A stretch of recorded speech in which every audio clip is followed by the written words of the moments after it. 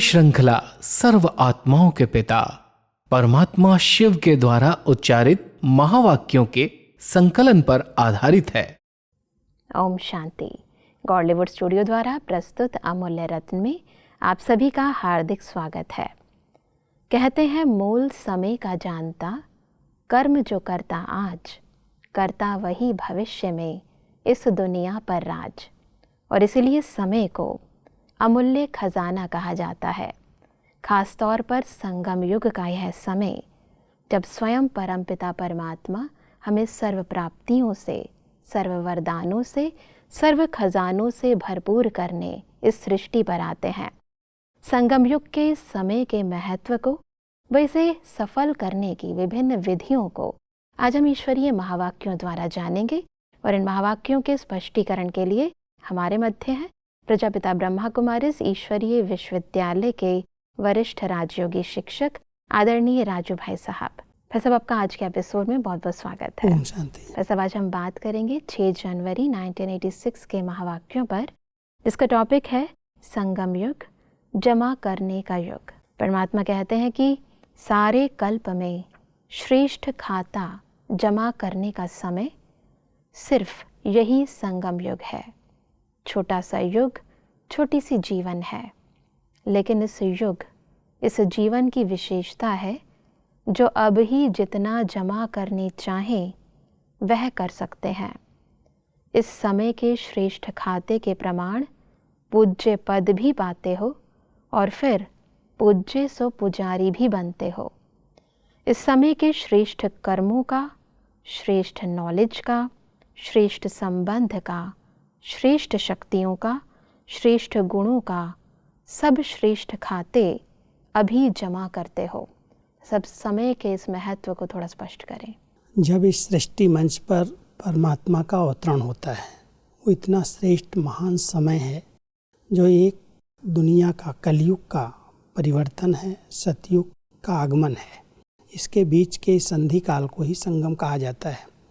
इस समय की जो कमाई है, इस समय का जो पुरुषार्थ है, उसकी प्रारब्ध पूरे कल्प में चलती है, क्योंकि डायरेक्ट परमात्मा के द्वारा आत्माओं का संबंध होता है जी। जो सबका दाता है, सबको भरपूर करने वाला है। वो जब डायरेक्ट परमात्मा अपने बच्चों से मिलते हैं तो इस समय के बहुत बड़े महत्व का ज्ञान देते हैं, समझ देते हैं।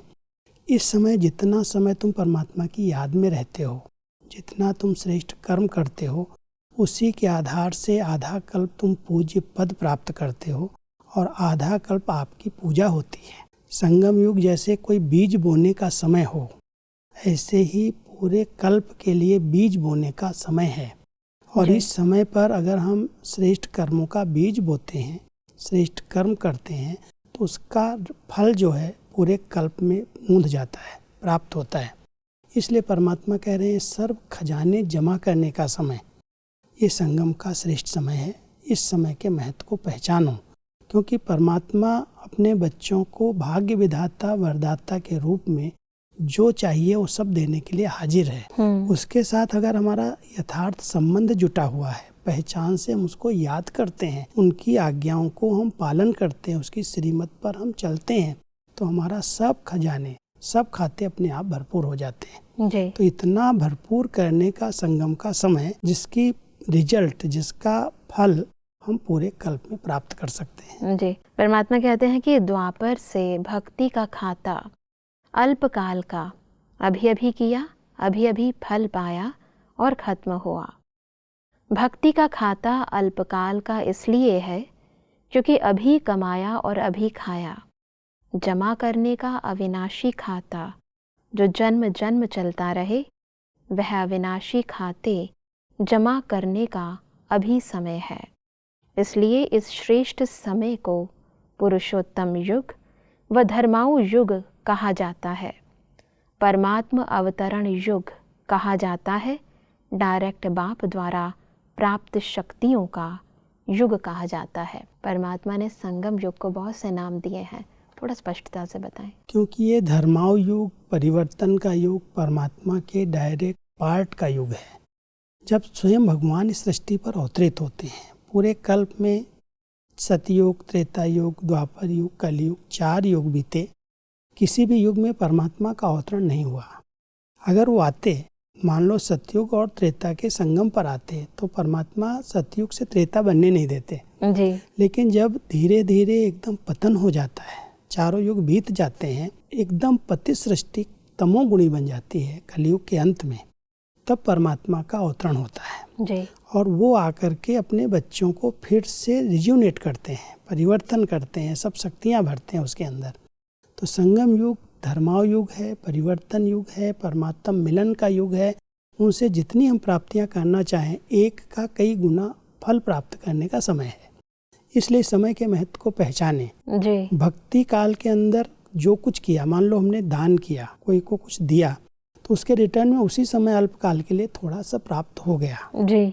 लेकिन ये समय ऐसा है संगम का, जिसमें एक करने से कई गुना फल की प्राप्ति होती है, डायरेक्ट परमात्मा से संबंध जुड़ता है जी। इसके कारण परमात्मा कह रहे हैं इस समय के महत्व को पहचानो और पहचान करके अपने तन मन धन को, समय को सफल करो।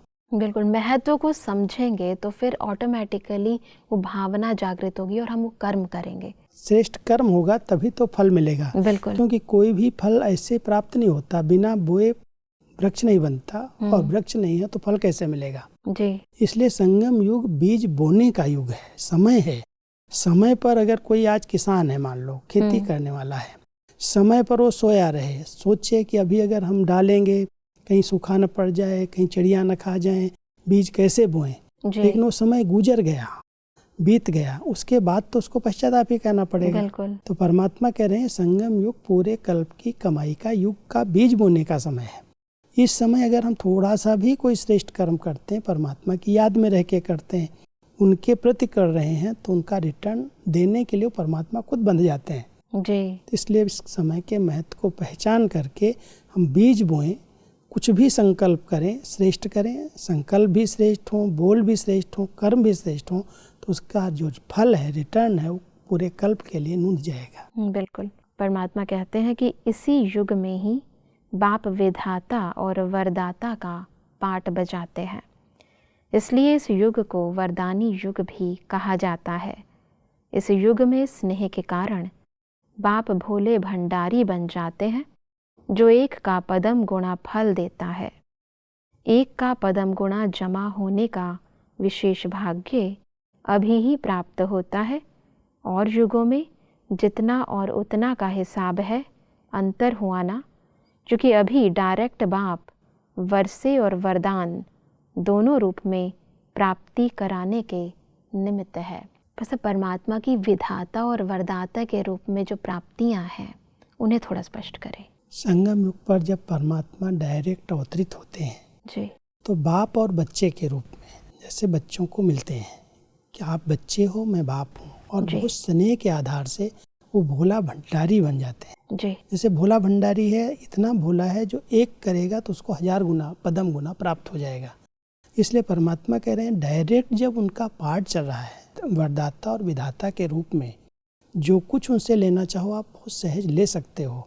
सिर्फ संबंध यथार्थ होना चाहिए, स्नेह होना चाहिए। जी। संबंध और स्नेह है तो परमात्मा कह रहे वर्षा और वरदान, ये दोनों चीज़ें प्राप्त होती हैं। पिता के रूप में हमें वर्षा मिल जाता है कि हम उनके बच्चे बन गए, और बच्चे पिता की प्रॉपर्टी के मालिक बन जाते हैं। अगर परमात्मा के पास सर्व खजाने हैं, सर्व शक्तियाँ हैं, तो हम उनके बच्चे उसके अधिकारी हैं, वारिस हैं। बिल्कुल। और अगर वो वरदाता है तो वरदान देने के लिए अपने बच्चों के साथ है। वर्षा और वरदान, ये दोनों चीज़ें उनके भिन्न भिन्न संबंधों से हमें प्राप्त होती हैं। संगम युग पर परमात्मा 3 रूपों से विशेष पाठ बजाते हैं। पिता के रूप में हम बच्चों को नया जन्म देते हैं, वर्षा देते हैं। शिक्षक के रूप में पूरा ज्ञान देते हैं, सृष्टि के आदि मध्य अंत का ज्ञान देते हैं, समझ देते हैं। जी। और सतगुरु के रूप में हमें वरदान देते हैं। तो अगर हम इन तीनों वर्षे के अधिकारी बनना चाहते हैं तो परमात्मा कहता है तुम सिर्फ बच्चे बन जाओ। जी। बच्चे बन जाओगे तो तुम्हें सब प्राप्तियां हो जाएंगी। और इन तीनों संबंधों से जिन्होंने पिता के रूप में उनकी पालना ली, उनकी आज्ञाकारी बन करके रहे, शिक्षक के रूप में जिन्होंने ईमानदारी से पढ़ाई पढ़ी, सतगुरु के रूप में उनके फरमांस को पालन किया है, तो परमात्मा कहता है उनको सब वरदान अपने आप प्राप्त हो जाते हैं। जी। तो वरदाता, विधाता, परमात्मा संगम युग पर बच्चों के लिए बनते हैं। जी। और जो बच्चे उसी संबंध से बाप, टीचर और सतगुरु को पहचान करके उनकी आज्ञाओं पर चलते हैं, उनको सब प्राप्तियां वर्षे और वरदान के रूप में हो जाती हैं। और होती केवल इस संगम युग पर ही है, क्योंकि उनका डायरेक्ट पार्ट संगम पर चलता है। बिल्कुल। परमात्मा आगे कहते हैं कि भक्ति में भावना का फल है, अभी वर्षे और वरदान का फल है। इसलिए इस समय के महत्व को जान, प्राप्तियों को जान, जमा के हिसाब को जान, त्रिकालदर्शी बन, हर कदम उठाते रहते हो। इस समय का एक सेकंड कितने साधारण समय से बड़ा है वह जानते हो। सेकंड में कितना जमा कर सकते हो और सेकंड में कितना गवाते हो, यह अच्छी तरह से हिसाब जानते हो। बस अब समय के इस महत्व को थोड़ा और स्पष्टता से। क्योंकि परमात्मा अपने बच्चों को हर कर्म का ज्ञान देते हैं। मान लो इस कमाई के समय में जब एक एक सेकंड इतना कीमती है, इतना मूल्यवान है, उस समय हम ऐसे ही बातों में, इधर उधर में, तेरे मेरे में गंवा दें जी। तो परमात्मा कहता है एक तरफ वो बच्चे हैं जो हर सेकंड परमात्मा की याद में रह करके, उनकी श्रीमत पर चल करके पूरे कल्प की कमाई जमा कर रहे हैं। हाँ जी। और दूसरे बच्चे हैं जो कहीं न कहीं इधर उधर की बातों में फंस जाते, देखते हैं ऐसे हो रहा है, यहाँ ऐसे हो रहा है, व्यर्थ चिंतन में चले जाते हैं। तो परमात्मा कहता है सेकंड में कितनी कमाई जमा कर सकते हो, परमात्मा की याद में, उनकी आज्ञाओं पर रह करके पूरे कल्प की एक तरफ कमाई कर सकते हो। और दूसरी तरफ अगर इसी समय को व्यर्थ में गंवा रहे हो तो जैसे इस कमाई को आप कई गुना गंवा रहे हो जी। तो हम समझदार बच्चे, जो समझदार बच्चे हैं, संगम के सेकंड सेकंड के महत्व को समझ करके, विशेष करके हमें पर दर्शन और पर चिंतन से मुक्त रहना है जी। कोई कुछ भी कर रहा है वो अपना भाग्य बना रहा है, मुझे उसे नहीं देखना है। अगर उसको हम देखेंगे तो हमारा संगम का समय व्यर्थ चला जाएगा। बिल्कुल। इसलिए परमात्मा कहते हैं खुद को देखो और खुदा को देखो, अपने को देखो और अपने बाप को देखो जी। उसको फॉलो करो। कोई आत्माएं क्या कर रही हैं उसमें अपने इस संगम के समय को व्यर्थ नहीं गंवाओ। जी। आगे बढ़ते हैं। परमात्मा कहते हैं कि इस समय के अधिकारी जन्म जन्म के अधिकारी बनते हैं।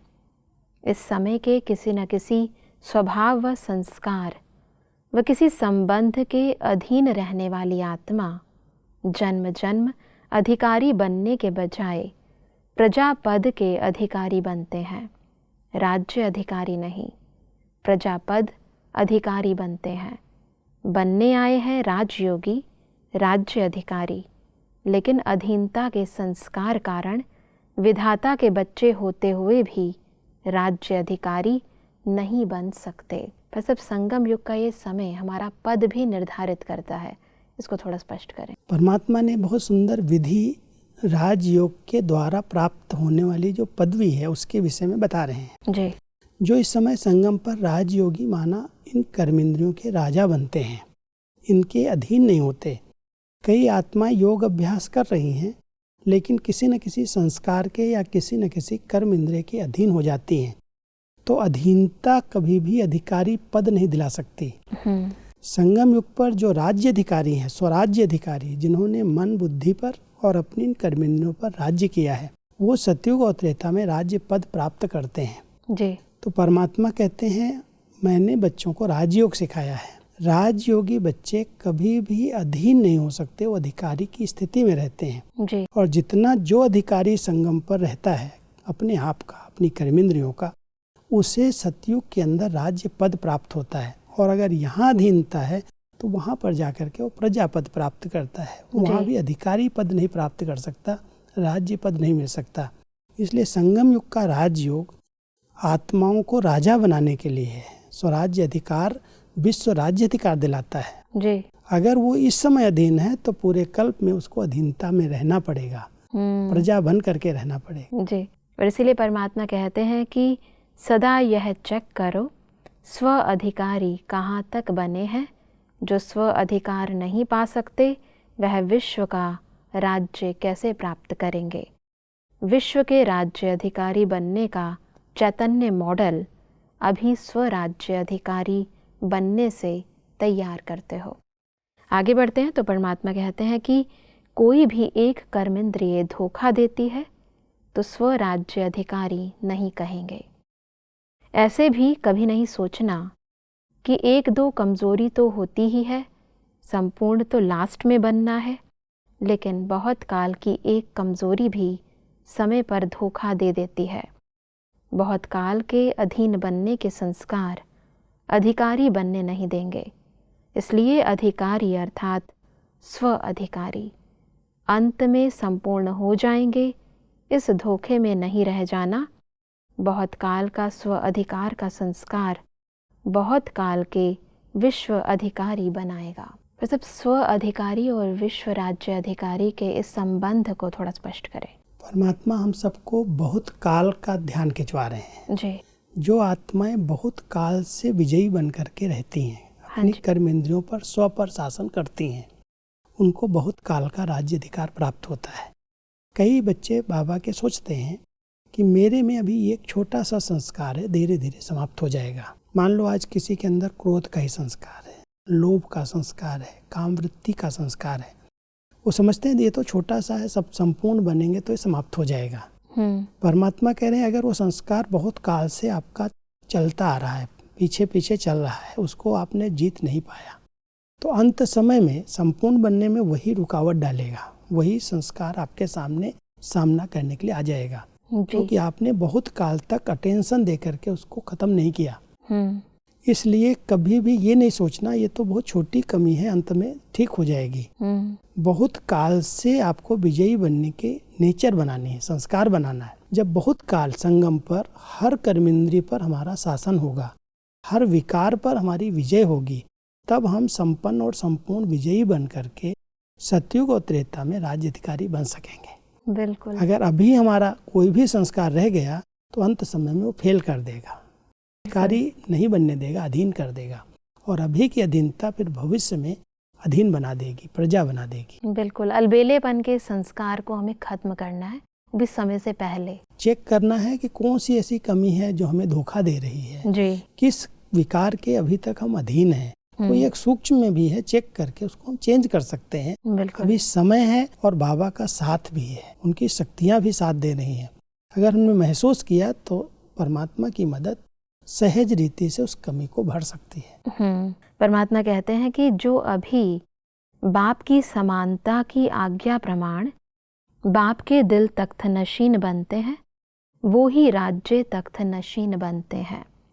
बाप समान बनना अर्थात बाप के दिल तख्त नशीन बनना। जैसे ब्रह्मा बाप संपन्न और समान बने, ऐसे संपूर्ण और समान बनो, राज्य तख्त के अधिकारी बनो। किसी भी प्रकार के अलबेलेपन में अपना अधिकार को वर्षा व वरदान कम नहीं प्राप्त करना। तो जमा का खाता चेक करो। चेकिंग की बहुत अच्छी एक विधि है जी। ब्रह्मा बाबा जैसे समान संपन्न संपूर्ण बने जी, ऐसे ही हम बच्चे भी संगम पर पुरुषार्थ करके उनके समान बने। और उसकी विधि परमात्मा बता रहे हैं कि इस समय अगर आप दिल तख्त नशीन हैं, माना परमात्मा की आज्ञाओं पर चल करके उनके दिल को जीत लेते हैं, दिल तख्त पर विराजमान रहते हैं, जो परमात्मा की आज्ञा मिल रही है उस आज्ञा पर चलने वाले आज्ञाकारी बच्चे परमात्मा के दिल तख्त नशीन बन जाते हैं। और जो इस संगम पर दिल को जीतते हैं वो भविष्य में राज्य को भी जीत लेते हैं जी। इसलिए परमात्मा कह रहे हैं बहुत काल का अभ्यास चाहिए, स्वराज्य अधिकारी की स्थिति चाहिए संगम पर। जितना आप इस समय आज्ञाकारी बन करके सपूत बन करके रहते हैं, ब्रह्मा बाबा को फॉलो कर रहे हैं, जैसे ब्रह्मा बाबा संपन्न संपूर्ण बने ऐसे आप बच्चे भी बन करके उनके तख्त को जीत सकते हैं। क्योंकि सतयुग त्रेता में जो राज्य पद है श्री लक्ष्मी श्री नारायण का जी। वो संगम पर ब्रह्मा और सरस्वती का पुरुषार्थ उनका ही श्रेष्ठ पद है जी। तो जैसे संगम पर उन्होंने इतना ऊंचा पद प्राप्त करने का पुरुषार्थ किया, ऐसे हम इनके समान बने तो राज्य के गद्दी के हम अधिकारी बन सकेंगे। बिल्कुल। जो संगम पर परमात्मा के ब्रह्मा बाबा के दिल को जीत लेगा वो भविष्य में उनके राज्य का अधिकारी बन सकेगा, वारिस बन सकेगा। जी। परमात्मा कहते हैं कि पिछला खाता चेक करो और नया खाता समय और बाप के वरदान से ज़्यादा जमा करो। सिर्फ कमाया और खाया ऐसा खाता नहीं बनाओ, अमृतवेले योग लगाया, जमा किया, क्लास में स्टडी कर, जमा किया, और फिर सारे दिन में परिस्थितियों के वश व माया के वार के वश व अपने संस्कारों के वश जो जमा किया वह युद्ध करते विजयी बनने में खर्च किया, तो रिजल्ट क्या निकली? कमाया और खाया। जमा क्या हुआ? इसलिए जमा का खाता सदा चेक करो और बढ़ाते चलो। बस अब जमा के खाते को चेक करने की इस विधि को थोड़ा स्पष्ट करें। इसमें मैं आपको एक मम्मा का उदाहरण देता हूँ जी। मम्मा कई बार ये शिक्षा देती थी कि बच्चे बहुत मेहनत करते हैं, जमा करने के लिए अमृत वेला योग करेंगे, मुरली क्लास करेंगे, अच्छा संग करेंगे, ब्रह्मा भोजन पर ध्यान देंगे, सब बातों में जमा करते जाते हैं। लेकिन इतना जमा करने के बाद एक छोटी सी परिस्थिति आई और अपनी पूरी स्थिति को गंवा देते हैं। हाँ जी। मान लो आज 12 घंटे 13 घंटे हमने पुरुषार्थ किया जमा करने का, और 15 मिनट का जोश जब आया, गुस्सा जब आया, और उसमें हमने सारी शक्तियां 1 सेकंड में गंवा दी जी। तो एक तरफ जमा किया, मेहनत की, और दूसरी तरफ गंवाना बहुत सहज हो गया, बहुत जल्दी वो खत्म कर दिया।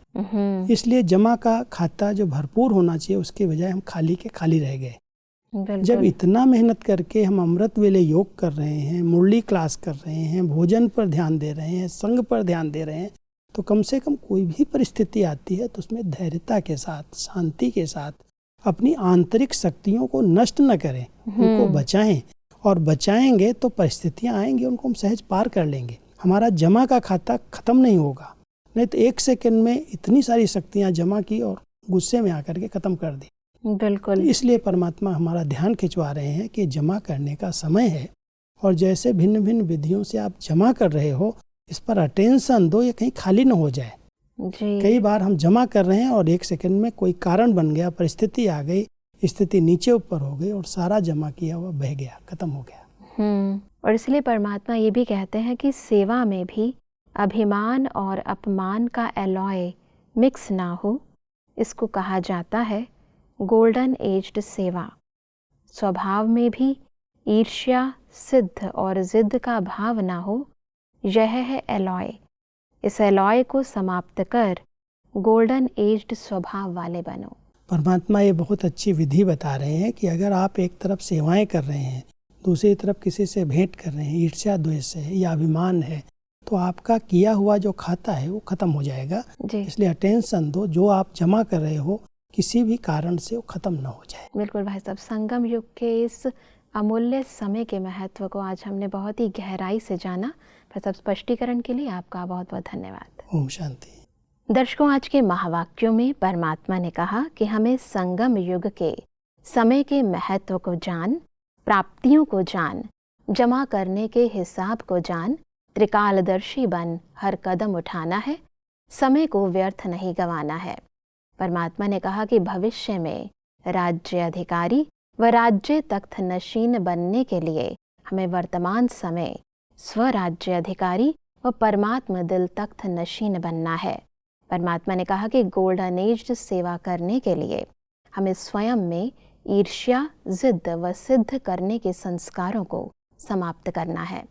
दर्शकों, आज के महावाक्यों से संबंधित यदि आपके मन में कोई भी प्रश्न है तो आप हमें ईमेल कर सकते हैं। हमारा ईमेल आईडी है amulyaratna@godlywoodstudio.org। अगले एपिसोड में एक और अव्यक्त वाणी के साथ आप सभी के समक्ष हम फिर हाजिर होंगे। तब तक के लिए लेते हैं इजाजत। ओम शांति। मुख्य सार। संगम युग की विशेषता। सारे कल्प में श्रेष्ठ खाता जमा करने का समय सिर्फ यह धर्माऊ युग ही है। इस वरदानी युग में ही बाप विधाता और वरदाता का पाठ बजाते हैं। इस युग में स्नेह के कारण बाप भोले भंडारी बन जाते हैं और युगों में जितना और उतना का हिसाब है। सेवा में अभिमान और अपमान का एलॉय मिक्स ना हो, स्वभाव में ईर्ष्या, सिद्ध और जिद का भाव ना हो, संबंध में स्नेह, सहयोग और कल्याण की भावना हो। अधिक जानकारी के लिए संपर्क करें Amulya Ratan Godlywood studio, Manmohini Van, Shantivan post, Abu road 307510, district Sirohi, Rajasthan. Email ID है अमूल्य रत्न @godlywoodstudio.org। इस श्रृंखला को प्रजापिता ब्रह्मा कुमारीज ईश्वरीय विश्वविद्यालय के सेवा केंद्रों पर क्लास में नियमित रूप से चलाने के लिए गॉडलीवुड स्टूडियो से संपर्क करें।